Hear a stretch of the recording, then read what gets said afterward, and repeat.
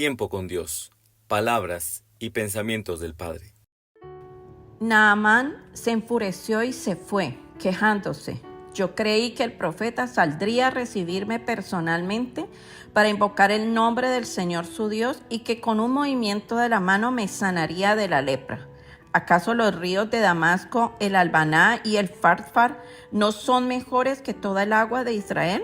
¿Acaso no podría zambullirme en ellos y quedar limpio? Furioso, dio media vuelta y se marchó. Esto está en 2 de Reyes 5, del 11 al 12, donde el Señor nos enseña a través de esta escritura, de esta historia, de un hombre con mucho poder que era Naamán, un hombre que tenía gobierno, que tenía dinero, un hombre rico, un hombre con mucho poder, pero tenía un problema, tenía lepra.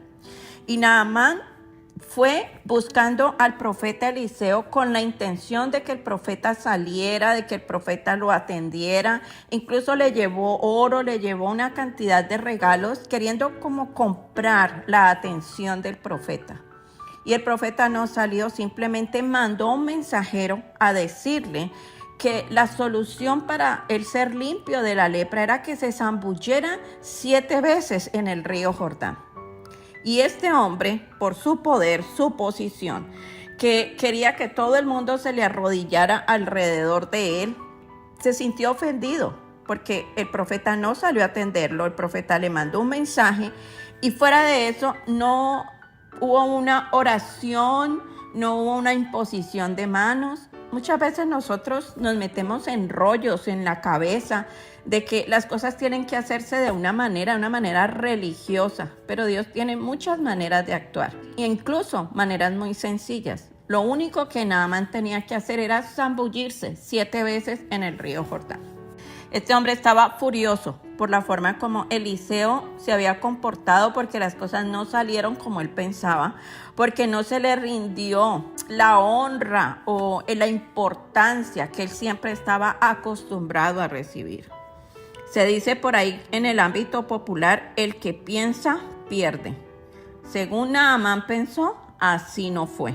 Naamán pensó que el profeta debía haberle atendido de otra manera y haberle dicho otra cosa, que debía tal vez haber hecho una oración por él o haberle mandado a hacer algo más importante, entre comillas, que de hecho lo era, porque era la palabra de Dios que había salido de la boca de Eliseo y la palabra no regresa vacía, pero el Naamán no vio eso. Él no vio que lo que Dios estaba diciendo era lo más importante. ¿Cuántos de nosotros pensamos que las promesas y la voluntad de Dios se deben manifestar de la manera como nuestra experiencia o nuestra perspectiva lo piensa? Y es allí donde perdemos la fe, porque las cosas no se van dando como nosotros pensamos, porque las cosas no se muestran como nosotros queremos. Y Dios tiene muchas formas de actuar.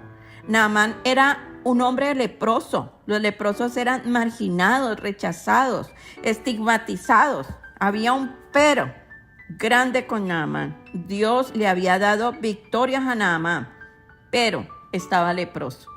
La manera como él afrontó con ofensa y molesto por cómo el profeta le dijo que debía hacer para limpiarse de la lepra demuestra que ese rechazo, esa marginación que había vivido, había enmarcado su manera de pensar y de recibir de Dios. Era un hombre lleno de egoísmo, un hombre lleno de ira, un hombre lleno de demasiado orgullo quizá, porque siempre quería que las cosas se hicieran como él quería, pero todo eso venía ¿de qué? De todo lo que había enmarcado esa situación de la lepra.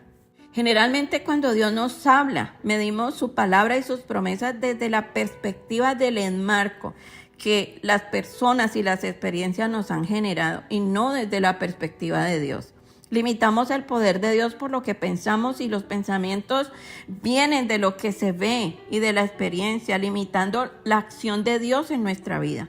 Queremos figurarnos cómo sucederán las cosas, hacer un mapa por donde Dios debería transitar y un molde para decirle a Él cómo coser, entre comillas, nuestras promesas. Pero los pensamientos de Dios no se parecen en nada a los nuestros. Una mentalidad leprosa genera planes que finalmente terminan delineando nuestra voluntad y no la de Dios. La mentalidad que tenía Naamán por causa de la lepra es la mentalidad que muchos de nosotros podríamos llegar a tener por las circunstancias difíciles, por las experiencias que nos han marcado, por todos aquellos dolores y situaciones que nos ha tocado vivir. Hay dos claves que necesitamos entender para ver lo sobrenatural y es no pensar y obedecer.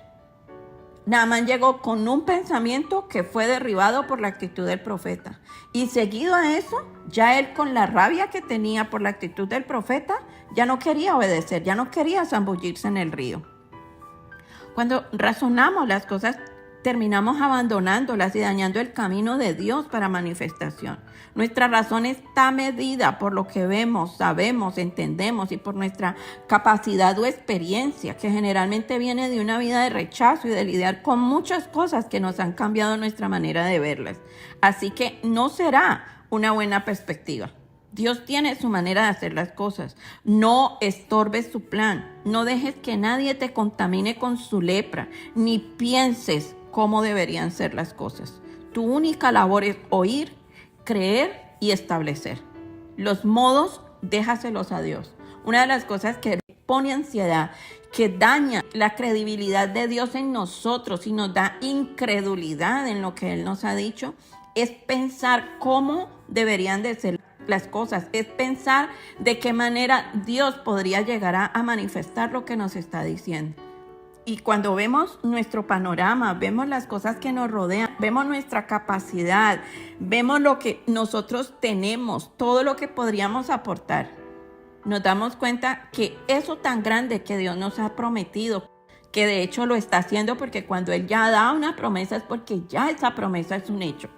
Él lo está haciendo, pero nosotros abortamos muchas veces el plan de Dios, abortamos lo que Él está haciendo, dañamos el camino, porque no vemos las cosas desde la capacidad de Dios, sino desde nuestra imposibilidad.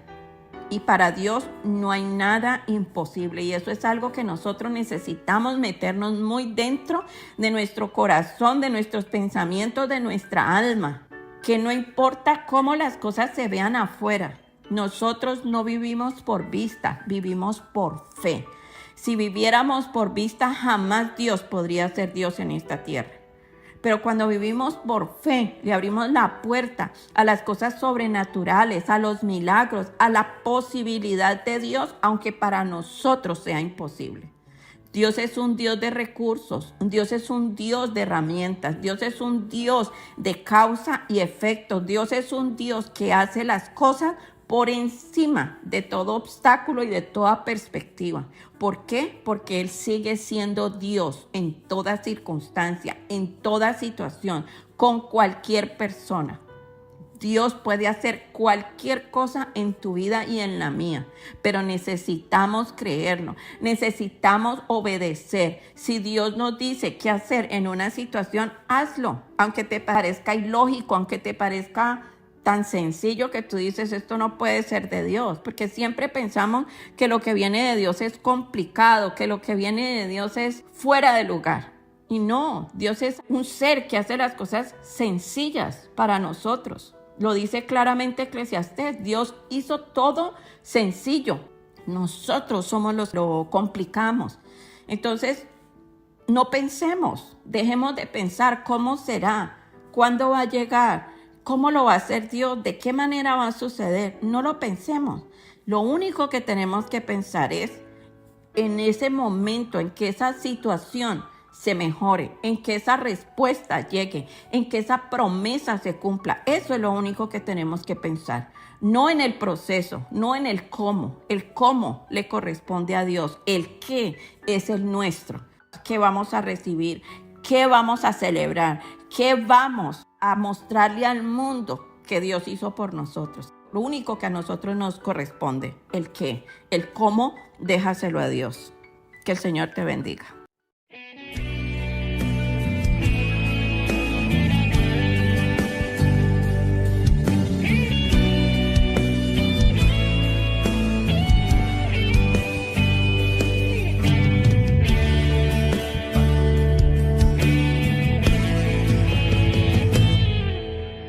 Quiero levantar mis manos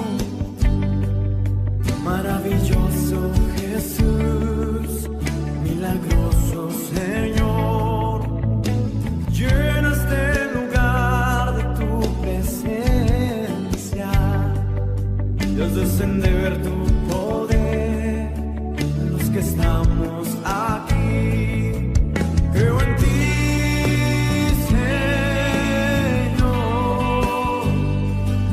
en lo que harás en mí, en mí, en mí. Recibe toda la gloria, recibe toda la honra, precioso Hijo de Dios.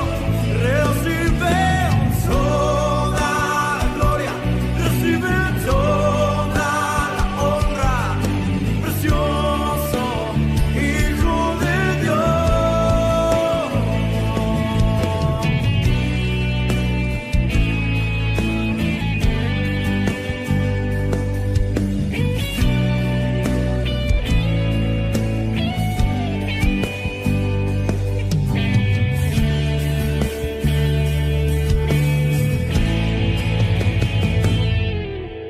Quiero